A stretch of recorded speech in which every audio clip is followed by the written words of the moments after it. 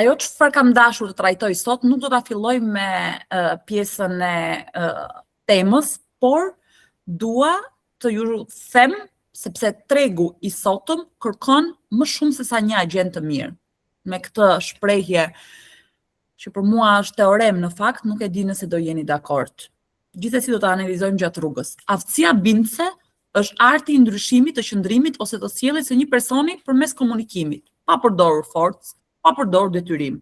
Nuk bëhet fjalë thjesht për të bindur, por për një proces që ndalet në disa etapa, nga opinioni tek ndikimi, tek bashkëbiseduesi, që pranon lehtësisht një ide, një vlerë apo një veprim tonin. Në tregun tonë të pasurive të paluajtshme, e dim shumë mirë që së bashku me klientët palshitse, palblerse, jetojmë momente, emocionesh, sfidash të forta që përshkallëzojmë të gjithë procesin e blerjes dhe të shitjes. Duhet të merren vendime financiare që jo rrallë janë të lehta, dhe aftësia bindse është një mjet shumë i rëndësishëm që ne do na nevojitet për të lundruar në këtë situatën komplekse. Gjithashtu duhet të mbajmë mend që njerëzit pranojnë të binden vetëm atëherë kur e ndjejnë që mund të kenë besim të plot tek pala tjetër, në këtë rast konsulenti imobiliar. Pra, bindja nuk është një lojë pushteti, nuk është një çështje fitoreje apo humbje, ku nëpërmjet saj krijohen lidhje, krijohen kontrata, krijohen transaksione, gjenden dhe zgjidhje që sjellin vlerë për të dyja palët, si për blersin, ashtu dhe për palën shitse. Jeni dakord me mua deri këtu? Po, jemi dakord. Po.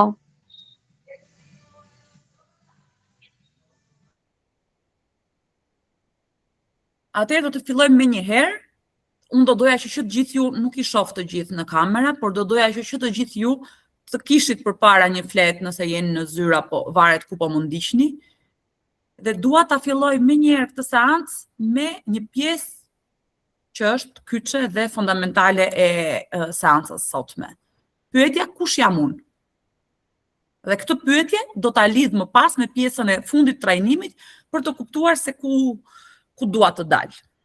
Secili nga ju në letër të shkruaj kush jam unë dhe të japi një përgjigje gjithmonë për sa i përket anës profesionale e lidhur.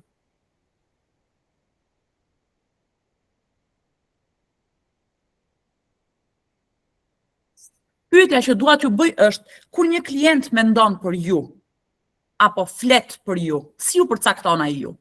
Ju konsideron si një person kompetent, si më të miri në sektor? Domethënë dua që këtë temë ta trajtojmë në formë bashkëbisedimi, ku çdo gjë mund ta komunikojmë me chat apo qoftë edhe me gojë, të ketë ndërhyrje midis kolegëve. A ju ka ndodhur ndonjëherë që të befasojnë nga mendimi që ka një klient për ju? Ai mund t'ju quaj të mirë apo jo? Ç'rëndësi ka kjo? Unë do doja që me një fjali që të gjithë ju të më përkufizoni të identitetin tuaj në optikën e një klienti, shitsi apo blersi që keni pasur transaksione kohët e fundit. Do thoni, pse është e rëndësishme kjo? Është e rëndësishme për të kuptuar se çfarë po kërkon tregu sot. Cili agent i pasurive të patundshme është më i kërkuar në treg në ditët e sotme? Pyetja është dhe gjithashtu, klientët na kujtojnë ne për ato që kemi bërë, për ato që bëjmë çdo ditë, apo për mënyrën se si i kemi bërë të ndihen ata gjatë një takimi me ta, apo gjatë një situate të caktuar transaksioni shitblerje. Le të kujtojmë diçka dhe dua për këtë t'ju bëj një pyetje tjetër. Për çfarë na paguajnë klientët ne? Pse duhet të na paguajnë dhe të na bëjnë transferta bankare me 10.000 euro? Cila është arsyeja?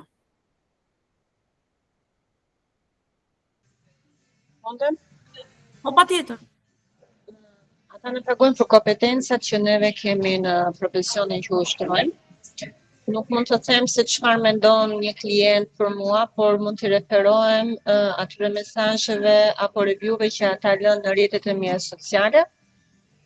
dhe thonë është një njeri zonja, domethënë na hap gjithmonë telefonin, është e përgjegjshme.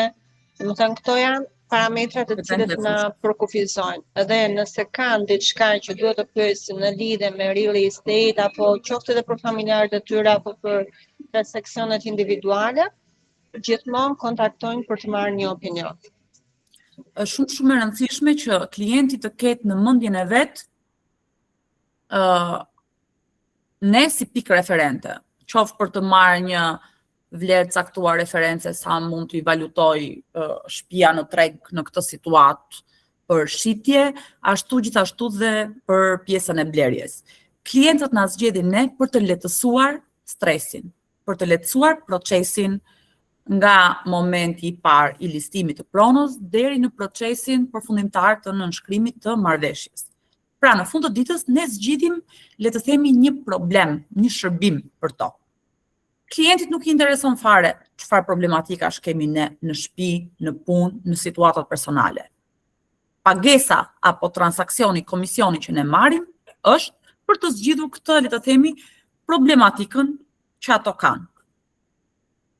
Ne ndoshta mund të jemi 1000, 1500, 2000 agent të pasurive të paluajtshme dhe mund të konsiderojmë veten tonë dhe agent të mirë.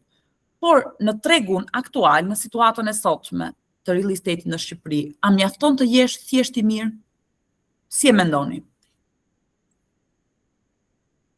Jo, nuk mjafton.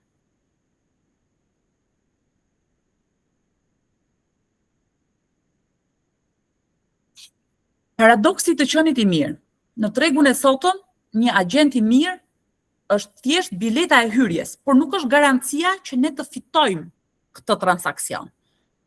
Pra duhet të jemi të vetëdijshëm se nuk mjafton thjesht të jemi i mirë në këtë treg që është në zhvillim të vazhdueshëm. Tregu i sotëm nuk paguan thjesht atë që punon, paguan atë që përmirësohet. Sepse sot mund të themi që jemi në një treg ku kemi teknologjinë që na ndihmon, kemi shumë kolegë që ndjekin trajnime, shënësikat mira të këqija është zgjedhje personale, por sot të bësh shumë nuk na çon drejt rezultatit. Sot klienti nuk kërkon kush punon më shumë në kontekstin e orës apo të listimeve. Sot klienti kërkon atë që punon më mirë. Jemi dakord?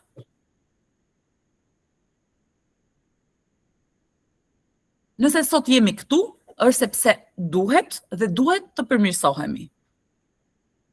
Cili prej jush është i njëjti profesionist si ai para 1 apo 2 viteve të fundit? A jemi njësoj? Bëjmë të njëjtat veprime? Dhe pyetja që duhet të bëjmë vetes është sa po përmirësohemi realisht vërtet, nga eksperiencat, nga kolegët, nga një transaksion që nuk e kemi hasur, nuk e kemi ndeshur më parë. Çdo ditë që ne nuk përmirësojmë veten, është një ditë që ne përkeqësohemi dhe kthehemi në regres. Jemi dakord me konceptin? Fjala magjike e çdo dite duhet të jetë përmirësimi, pranimi ndryshimit. Tregu evolon, ashtu që evolon tregu, evolojnë edhe metodat dhe teknikat për të gjeneruar listime apo klient.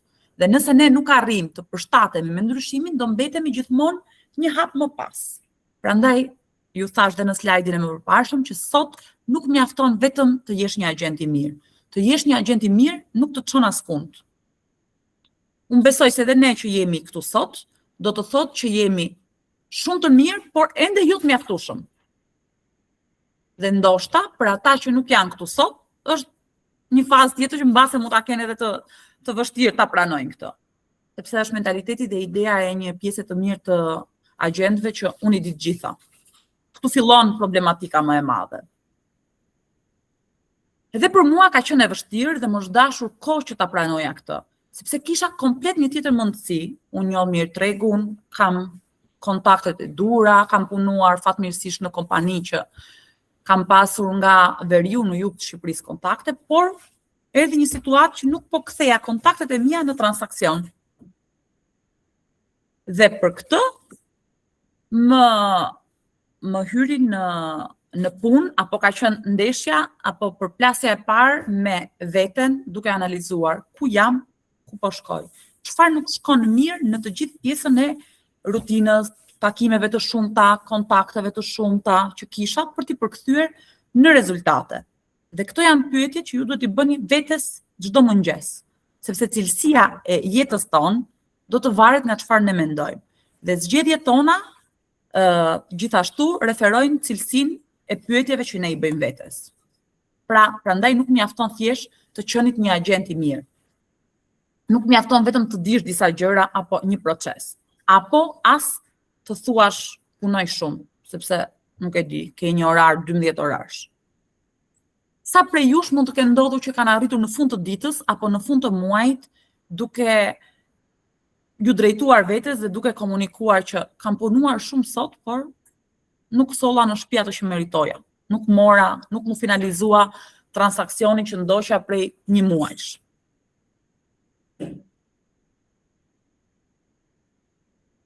Prandaj, sot tregu nuk shpërblen ata që punojnë më shumë, por ata që dinë të punojnë më mirë. Është e nevojshme që gjithmonë të kalojmë dhe të bëjmë hapin tjetër. Ne i njohim gjërat, teknikat, dim si t'i bëjmë, por duhet të evolojmë dhe përtej kësaj. Sipas jush, cili është ky hap i radhës të cilin unë po futem në temë dhe po diskutoj sot. Dua të dëgjoj mendimin tuaj edhe për të bërë një krahasim.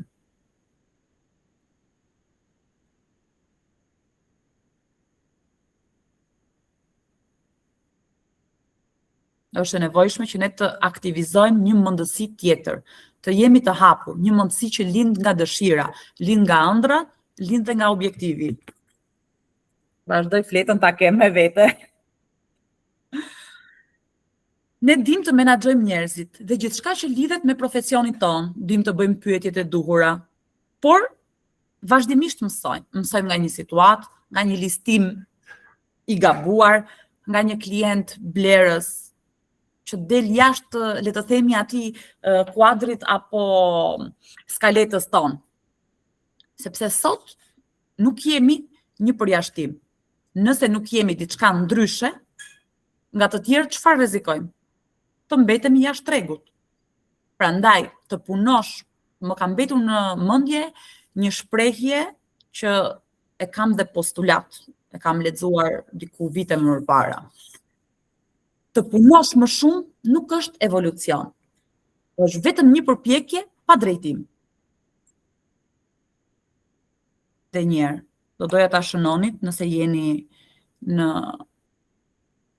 zyra apo keni një fletore përpara, të punosh më shumë nuk është evolucion. Është vetëm një përpjekje pa drejtim. Mua më kujtohet mënyra si punoja përpara fillimit të rrugtimit të MMO-s dhe ajo ka qenë kontakti dhe njohja e parë me Inën. Na duhet trajnim, që vija nga një eksperiencë 14 vjeçare në sektor, po në shitje, tipologji produkti ndërtim dhe jo vetëm, dhe tregu ushqimor, dhe mendoj që është një eksperiencë që e kemi pasur pothuajse të gjithë, shumë telefonata, shumë takime, aktivitet gjatë ditës, pra, le të themi, në zënjen e kohës, por jo produktivitet në fund të muajit. Më pas, kam pasur dhe një sekuencë që më dha një spunto dhe pash një këndvështrim ndryshe çfarë doja të realizoja dhe të bëja unë, në lidhje me CEO-n e MMO-s, Tiziano Benvenuti, që na la një detyrë, ndoshim dhe një kurs Vivid Vision. Besoj në seancat e më parshme kush nga kolegët ka qenë prezent, e di mirë që është përfytyrimi i të ardhmes, i targetuar në një kuadër 3 vjeçar apo 5 vjeçar. Ku e shef veten në kuadër vlerash, në kuadër organizimi, në kuadër base dhe rekrutimi, krijimi një timi për dikë që sot mund të jetë agent. Ky nuk është thjesht një ushtrim i detyrueshëm për ne si pjesë e klientëve coaching, por ishte një lloj procesi që realisht më ka bërë të reflektoj dhe të ndryshoj dhe mënyrën dhe qasjen se si kam punuar më përpara. Është një proces që gjatë gjithë kohës ka nevojë për rifreskime, sepse patjetër në optikën e Xhenit përpara 2 vitesh nuk ka të njëjtin vivid vision si Xheni sot për 5 vjeçarin e ardhshëm. Dhe pyetja që ne duhet t'i japim spunto dhe t'i bëjmë vetes shumë shpesh është apo e rifreskoj unë vizionin ku dua unë të shkoj. Dhe sipas mendimit tim, fjala kyçe nuk është vetëm trajnim. Fjala magjike është zgjerim, ekspansion, ndryshim, zhvillim. Sa po afrohem unë nga Xheni e ditës 1 apo e vitit 1 të real estate-it në Xhenin e sotëm drejt Xhenit një profesioniste imobiliare eksperte e fushës. Nëse mbetemi të njëjtët nga dita 1 dhe nuk ndryshojmë dhe operojmë në varësi të kushteve të tregut, ne do të shuhemi dhe nuk do të jetë më, le të themi, pika e referencës për një klient investitor shitës apo blerës, imazhi i Xhenit. Ndryshimi nuk qëndron te talenti. Unë jam shumë e bindur për këtë, e kam të faktuar dhe nga eksperiencat e tregut dhe midis kolegëve. Ndryshimi qëndron tek metoda. Kush arrin rezultate të vazhdueshme nuk e bën sepse ka fat. Fat mund të jetë një transaksion, qoftë edhe me miliona euro, dhe 5 milion euro mund të jetë fat sepse ke një referencë, palën shitse, listimin e pronës dhe është një blerës i interesuar për këtë pronë. Njoh shumë kolegë, pjesë e strukturës coaching apo jo, brenda dhe jashtë Shqipërisë, që kanë pasur një vit shumë të mirë, shumë fantastik, apo një transaksion shumë të madh. Por pa ndjekur një metodë dhe pa e kthyer këtë në disiplinë dhe në rutinën e punës së përditshme, nuk është përsëritur më asnjëherë ai transaksion apo ai rezultat. Prandaj pyetja është, po punojmë se kemi fat, po punojmë se po ndërtojmë një jetë me rezultate të larta dhe të qëndrueshme. Bën një diferencë të konsiderueshme. Metoda nuk shërben për të bërë më shumë. Ajo shërben për të bërë më mirë çdo ditë të njëjtat procese pune, siç janë listimi, negocimi. Dhe duke e bërë më mirë dhe vazhdimisht, ne arrijmë natyrshëm të bëjmë dhe më shumë. Jemi dakord? Metoda që ne operojmë në MMO është e lidhur midis klientit listues, domethënë agentit që merret me listimin, agentin që merret me shitsin, financës dhe timit. Timi është një prej zërave shumë të rëndësishëm të kësaj metode. Le të kujtojmë diçka. Ne nuk na mungon njohuria, nuk na mungon trajnimi apo udhëzimi. Ne na mungon konsistenca për të arritur rezultate të mëdha në mënyrë të vazhdueshme. Shpesh mungon qëndrueshmëria në zbatimin e metodës. Ka disa raste që ne zbatojmë vetëm një pjesë të metodës dhe duke qenë në mënyrë jo konstante, rezultatet tona gjithmonë do jenë up and down, do kenë ulje ngritje të vazhdueshme. Dhe ka një arsye, kur analizojmë biznesin, tregun, rezultate, transaksionet që kemi bërë, shohim grafik që luhaten. Kjo jo sepse një agenti i mungon potenciali. Një agenti i mungon konsistenca në metodë. Kemi pafund raste që mbetemi vetëm në pjesën operative. Listing buyer. Telefonata dhe përfundon aty. Atëherë jemi thjesht një profesionist tradicional. Një artizan. Prandaj pyetja që ju bëra në fillim, kush jam unë, do doja që të shkruanit dhe një pyetje tjetër, që është kush dua të bëhem. Sa po zbatoj unë në mënyrë konsistente një metodë pune. Metoda e punës duhet të jetë gjithmonë një lidhje midis njohurisë dhe rezultatit. Shumë shpesh kemi situata që nuk veprojmë sepse kemi frikë se nuk jemi perfekt. Kjo fjali, që do ju them tani, duhet po ashtu ta keni postulat. Nuk ka nevojë të jesh gjeni, apo të jesh perfekt. duhet thjesht të veprosh. Edhe unë para shumë seancas kam qenë, o Ina nuk dua të dal, nuk e bëj, kam problem me pjesën e kontaktit, është ndryshe face to face, është ndryshe në pjesën e një Zoom call që do organizojmë, mos tep kamera. Dhe po të vazhdoja me këtë pjesë barriere që kisha krijuar në mendjen time, nuk do kisha vazhduar të përmirësohesha sadopak nga një seancë në seancën tjetër. Mjafton ideja e urisë për njohuri dhe për rezultate në fund. Ajo është shumë fundamentale dhe e rëndësishme. Çfarë bën ai që faturon? Ai kalon nga faza ajo që di në ajo që di të bëj dhe deri tek ajo që di të bëj më mirë. Ai mbetet vetëm te dia. Është i aftë, ai që mbetet tek veprimi rritet dhe ai që mëson ta bëj më mirë, ai bëhet i shkëlqyer. Dije do të thotë efikasitet. Aftësi për të vepruar është e barazvlefshme me eficiencën dhe aftësi për të vepruar duke e bërë shumë mirë ne na çon drejt ekselencës. Për të shmangur luhatjet e mëdha të të ardhurave, një profesionist duhet të ngjisë shkallët e piramidës dhe neve kemi të përkufizuar me parimin e treshit që janë 3 E: efektivitet, efikasitet dhe ekselencë.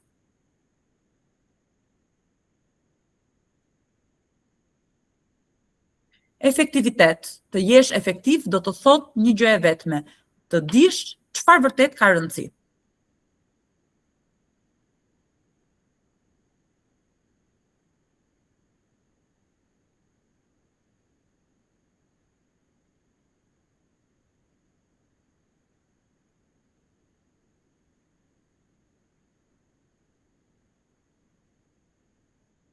Also u bllokua? Në një moment ashtu më duket dhe mua, po nuk e di. Jemi okay? U shkëput një moment. Okej, vazhdo. tani? Jo, okej, vazhdo. Në pikën e dytë kalojmë ke efikasiteti. Të dish si ta bësh mirë.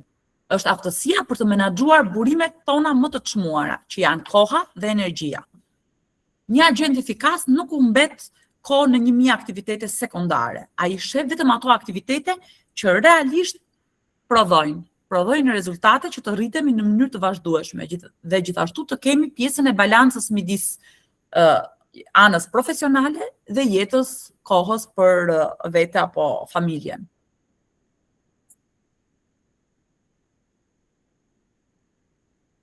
Ekselenca, pastaj, pika e 3 e S. Ata që din t'i bëjnë gjërat në mënyrë të shkëlqyer ndodhen gjithmonë në majtë të piramidës, sepse e kanë bërë kalimin nga faza artizanale në të gjithë kuadratet e metodës dhe përsosmëria është ndryshimi midis një agenti që thjesht punon në treg dhe një agenti që tërheq tregun. Përsosmëri është kur bën diçka që nuk e bëjnë të tjerët. Takime, negociate, prona që janë ekskluzive, por edhe këtë ta bëjmë në mënyrë të shkëlqyer edhe shumë më mirë se të tjerët. Prezantimi ynë është gjithmonë më i qartë, kur komunikimi ynë është njerëzor dhe ka kujdes ndaj klientëve. Në vëmendje ndaj detajeve është ajo që na diferencon dhe na bën unik në marrëdhënie me një klient shitës apo blerës.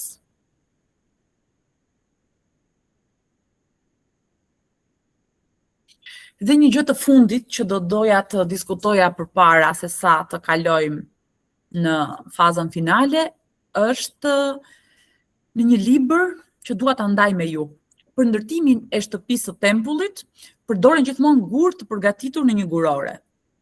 Pra, për ndërtimin e një shtëpie, gjatë ndërtimit të saj nuk dëgjohet kurrë zhurmë e një çekiçi, e një sapate apo e një mjeti tjetër hekuri. Çfarë do të thotë kjo për biznesin? Do të thotë që duhet të përgatitemi përpara ndërtimit. Ndërtimi i biznesit ton nuk mund të bëhet përpara syve të klientit. Ne nuk duhet të shfaqim kurrë goditjet e çekiçit, paralelizim për përgatitjet tona para tyre. Ne duhet të gdhendim dhe të përgatitim tullat tona më përpara, në mënyrë që të ndërtojmë shtëpinë dhe biznesin ton në mënyrë të qetë dhe profesionale. Të bësh gjërat mirë do të thotë të bësh për sësmërinë një zakon dhe jo një përjashtim. Unë dua ta mbyll këtë seancë të MMO-s, mirëmëngjesi MMO, me një porosi. Në pjesën e letrës ku keni shënuar kush jam unë, dua që në fund të keni disa minuta kohë me veten tuaj, reflektim deri në seancën e radhës, kush dua të jem. Duhet të kaloni kohë me veten dhe të skiconi versionin më të mirë të vetes tuaj projektuar në të ardhmen.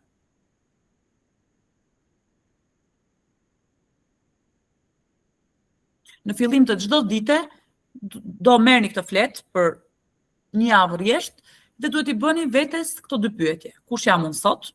Version që realisht ku ndodheni me sinqeritet dhe pastërti sepse jeni përballë vetes tuaj, dhe e dyta, kush dua të jem unë? Versioni më i mirë i projektuar. Do doja që të ju kujtoja dhe një seancë të radhës që do bëjmë, net workshop të datës 9 korrik, ditë e njëjte, nga ora 10 deri në orën 14. Gjatë këtij sesioni ne do të trajtojmë teknika praktike të ndryshme dhe strategji konkrete që do të na ndihmojnë të kemi dhe të kthejmë sa më shumë telefonata në takime, sa më shumë takime në listime dhe sa më shumë listime në rezultate. Trajnimi do të zhvillohet në datën 9 korrik dhe një ora 10 deri në orën 14 pranë zyrave të MMO-s në blog. Besoj shumica prej jush i di se ku ndodhen. Jo, unë akoma nuk e kam pas nderin të vizitoj. Besoj Marcela. Besoj ka qenë çështje kohe sepse për nderin Ina na e ka nisur që në fillim të gjithëve që të kalonin, qoftë edhe për networking, për të pirë një kafe dhe për diskutuar më shumë. Po, ju më presim gjithëve. Do jetë një sesion shumë praktik dhe me eksperjenca reale nga tregu, jo thjesht anë teorike. Patjetër, kundrejt përdorimit të skripteve dhe dialogjeve të reja që ne gjatë gjithë kohës në MMO jemi në përmirësim të vazhdueshëm çdo ditë. Ju falenderoj për kohën, ju lutem mos harroni porosin, kush jam unë dhe kush dua të jem. Gjithçka fillon nga ne. Neve jemi arkitektët e anës tonë profesionale dhe personale. Që kështu çdo ditë për një javë rresht derisa të formoni më shumë kush dua të jem. Me Vinin e biseduam pak sot gjatë ecjes në mëngjes. Po mund ta bëjmë edhe tek sfida, Gjeni, ta shkruajmë tek grupi pastaj që ta bëjmë gjithë. Po patjetër. Do jetë mas 5 vitesh apo mas një viti? Jo, në 6 mujorshin e dytë, 6 mujorshin e dytë, se të parin e mbyllëm. Iku i pari. Kush është në përputhje me biznes planin që ka organizuar vetë me 6 mujorin e parë nga ju? Po dua ta themi drejtën se problemi jon më i madh është pranimi. Në momentin që e pranojmë situatën, defektet, gabimet, nga transakcion, nga një rutinë ditore, atëherë jemi shumë të gatshëm të përmirësohemi. Kush nga ju ka arritur objektivin e planit? Okej. Të lutem të më përfërisësh dhe njëra të fjalin që ishte të punosh më shumë nuk është evolucion, është një përpjekje, sepse nuk arrita ta mbaroja si shënim. Të punosh më shumë nuk është evolucion, është një përpjekje që s'të çon si ishte fundi. Më pëlqeu ajo dhe doja ta mbaja shënim fiks. Më ndodh shumë shpesh edhe mua që sepse në fakt edhe unë kam menduar se punoj shumë, por kur shikoj që efikasiteti nuk është aty ku unë doja, do të thotë që çdo kush nga ne bën gabime në përditshmëri.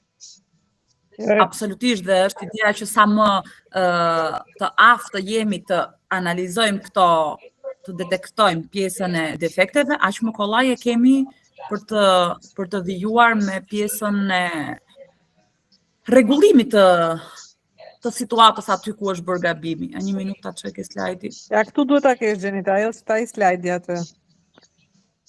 Të punosh më shumë nuk është evolucion. është vetëm një përpjekje pa drejtim. Pa drejtim, pa orientim. Pra nuk e dim se ku do shkojmë, nuk kemi objektiva, ky është sensi.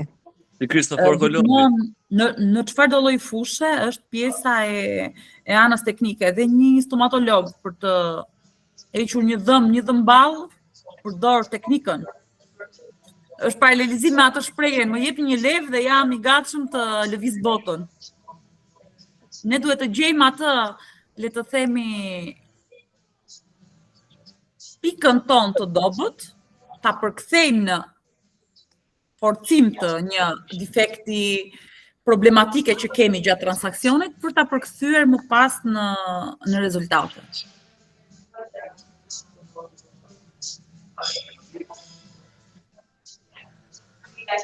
Shkruajti dhe Aida tek Faleminderit Aida.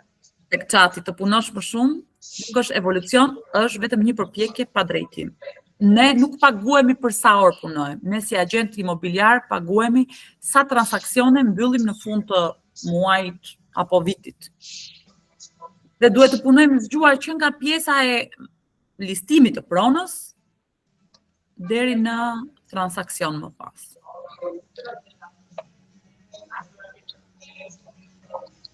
Unë ju falenderoj të gjithëve. Shihem në natën e radhës që do jetë të mërkurën Faleminderit, Xheni. Më jetë të Faleminderit, Xheni. në javës tjetër dhe më pas ditën e enjte në datën 9 do shihemi nga afër tek zyrat. Ju falenderoj. Mirupafshim gjithë Ditë të mirë. mbarë dhe muaj të mbarë. Gjithashtu. Ditë të mbarë. Pafshim.